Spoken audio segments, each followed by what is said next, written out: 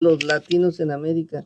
Estamos transmitiendo desde hermosa 1470M, 96.9 FM. Les habla Lilia Galindo y tengo la directora de comunicaciones del Antelope Medical Center, es Cynthia. Cynthia, tell me how do I pronounce your last name?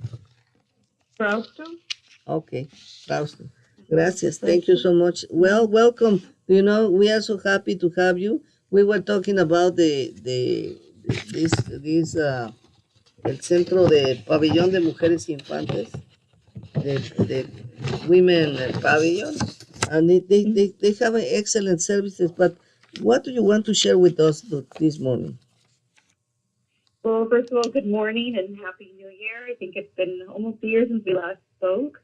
Yes. And I think a lot has happened since the last time. I don't think we had rebranded when I last came on your show. But yeah, it's been a positive and uplifting change and a lot of new exciting things happening at the hospital. And speaking of our women and infant pavilion, the NICU actually celebrates their 39th anniversary today. Wow! So they've been helping infant babies since 39 years ago. So it's a good thing to celebrate today, and we're very proud of our WIT staff and everyone that helped accomplish all the things that the NICU services have been able to do for the community over the years. Bueno, nos está comentando que el pabellón de mujeres e infantes el día de hoy precisamente cumple ya su 39 aniversario de estar ayudando a las mamás a tener sus bebés.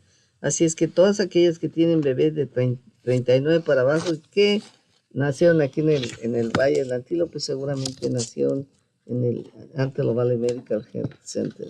And do you know, we were seeing about all the kind of services that the WIP is offering is like a holistic approach, no?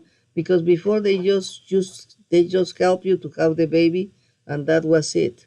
And now they have some kind of support for in many aspects. Could you please comment a little bit about that? Yeah, we have a breastfeeding and education center right inside of the Women and Infant Pavilion that just help mothers really understand what's happening with their body, one, and then two, how to process all the change. So from when you first find out you're pregnant, all through your pregnancy, and then after your pregnancy, and just helping you, with breastfeeding and just understanding just the needs of your baby and really understanding that how your body has changed. So it really kind of has a full circle services in terms of not only dealing with just how to manage being a new mom, but also how to manage like in terms of like your health, your mental health, your physical health, and all that stuff for just the mom herself. So it's a great program to have within our WIP, and it's very supportive of mothers. Bueno, nos está hablando de cómo el pabellón de mujeres e infantes tiene un montón de servicios que ayudan durante todo el proceso, desde el embarazo, luego el parto, dice, pero tenemos nuestro centro de alimentación de pecho donde les enseñamos la importancia de amamantar a un niño, les damos un entrenamiento y las ayudamos durante el proceso de cambio de lo que implica el embarazo, antes, desde que encuentras que estás embarazada, a través del embarazo y después del embarazo a que el niño sea, venga a vida y lo recibimos aquí y las atendemos como nuevas mamás, les ayudamos en todo lo que requieren, sobre todo en las cuestiones de salud, no tanto para el niño recién nacido como para la mamá, salud mental para que la mamá no tenga ningún problema y salud física en general para que pueda ser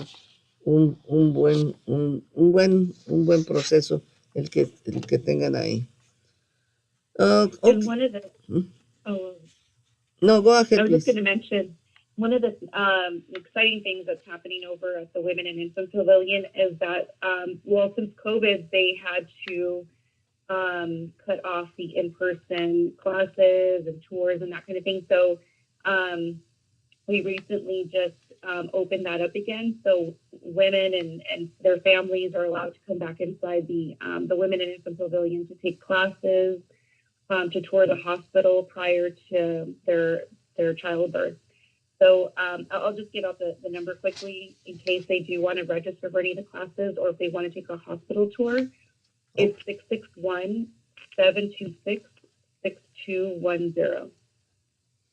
bueno, dice, les quiero dar una buena noticia que ahora que ya, pues, el COVID ya rescindió un poco, dice, pues, habíamos cerrado todo el hospital al acceso al público con lo que respecta a las clases y a los tours que les damos para que conocieran el pabellón. Nuevamente se abrió y les damos la bienvenida nuevamente a las mujeres y a sus familias para que hagan un tour del hospital, para que vean, si están pensando en tener su bebé, para que vean exactamente qué es lo que se ofrece. Y el número a llamar por si están interesados, ya sea para las clases o para el tour, es el 661-726-6210, 661-726-6210, y con mucho gusto los programa. And do you know, I saw that you even welcome the brothers of the newborn to visit the hospital. This is really great. I never hear anything like that before. For their spouses, you mean? Now, for the brother, like for example, you are going to have a baby, but you already have 3 or 4 children, and that they can come Oh, to their siblings. siblings. Mm-hmm. They can come to visit the newborn. Yeah, they could come visit their new brother or sister. Um, Obviously, it's just because with COVID and with all the other illnesses that are affecting our children, children just have to have no signs of cough or flu or that kind of thing, and they have to wear their mask within the hospital. But yeah, we try to encourage their siblings to come visit and just to kind of take part in the whole experience. But we also keep the safety of the infant in mind, and just want to make sure that they're safe by the children also wearing their masks the entire time that they're at the hospital. Bueno, efectivamente se está permitiendo que los hermanos de los recién nacidos puedan visitar, hermanos o hermanas puedan visitar, pero siempre y cuando, obviamente, pues no, ya saben que tenemos un montón de enfermedades respiratorias, además del COVID, y que han afectado especialmente a los niños.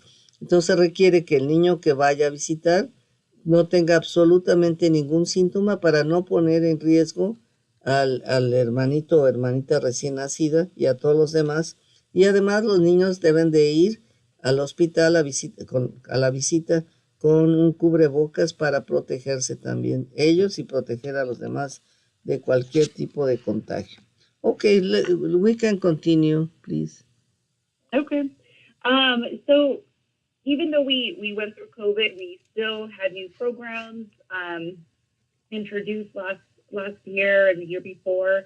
And I just want to number one, just commend our staff for just the perseverance that they endured during the last 3 years with COVID and everything else that was thrown at the hospital in terms of all the illnesses that have been coming through. But I'm also very proud of our team and introducing 2 new heart procedures that have gone exceptionally well, where one of them we actually just celebrated a milestone where they completed the highest volume of heart procedures in SoCal for the Watchman device, which again, it just helps improve the quality of life for our residents of the Antelope Valley. And I think it's amazing that our team was able to put that through with all the pressure with COVID and everything, but they were able to celebrate that milestone late last year. Bueno, dice, en estos 3 años, pues ha habido, sin duda alguna, hay muchísimos retos con lo del COVID, con la presión que que creó el COVID para todos, para todo el hospital y todos los que trabajan ahí, pero a pesar de eso, durante este tiempo se han desarrollado nuevos programas. Tenemos programas de procedimientos del corazón y se ha realizado el más alto volumen de poner un dispositivo que se llama Watchman, y asegura que la calidad de vida de las personas que enferman del corazón pues sea muchísimo mejor, y no solo eso, sino que pueda ser extendida. Y esto ha beneficiado a todos los residentes del Valle del Antílope. Okay, you can continue, please. One of the other things that we're excited about opening up later this year is the long-awaited expansion of our emergency room. As you know, or most of your audience may know, we're actually the 10th busiest emergency room in the United States, and the second busiest in the state of California. So it's quite a few patients that we see, about 9,000 a month. So the space that we have, it's very just constrained. Like it's very limited in terms of space. So our staff do what they can and do their very best to accommodate the volume that we do receive, because we also have the only level 2 trauma center in the area. So it's a very timely and much needed project that has been in the works for some time. So we're very excited that it's actually coming to fruition this spring, and it'll be adding 40 treatment bays and a nurse's station and a support area. So everyone's really excited that we'll be able to accommodate the volume that we have at the hospital. Those are great news. Okay. Mm-hmm. Bueno, miren, dice, una de las cosas que queremos que compartir con ustedes es la expansión del el salón del área de emergencia. Dice, como ustedes saben, bueno, no saben, el hospital, el Antelope Medical Center, es uno de los 10 más ocupados hospitales en lo que se refiere a emergencias en los Estados Unidos, y el segundo aquí en California. Atendemos aproximadamente a 9,000 personas al mes, y bueno, pues y obviamente el espacio que teníamos no era suficiente. Entonces también tenemos lo que se llama el Trauma Center, que es el único que existe aquí en el área del Valle del Antílope. Así es que el incremento de este espacio para tratar pues se ha mejorado. Incrementamos 40 espacios para dar tratamiento a todas las personas que lo requieren, y para tenerles pues una calidad mucho mejor de servicio ahora con más espacio. Do you know, this is really good, because many of us, we experience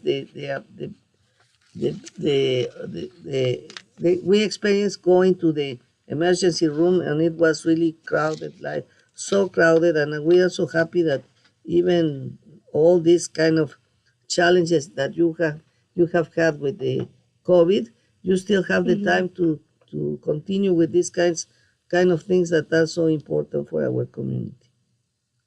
Yeah, and we understand the value of having a trauma center and the emergency department, just because of the need of the community. So that's why our administration and our leadership team just continued with the project, among all the other things going on with the hospital. So it's been a project that I think comes from knowing the need and trying to meet that need for our community. Bueno, le estaba yo platicando que algunos hemos tenido la experiencia de ir a la emergencia del hospital, y nos dábamos cuenta de la cantidad inmensa de gente que estaba ahí.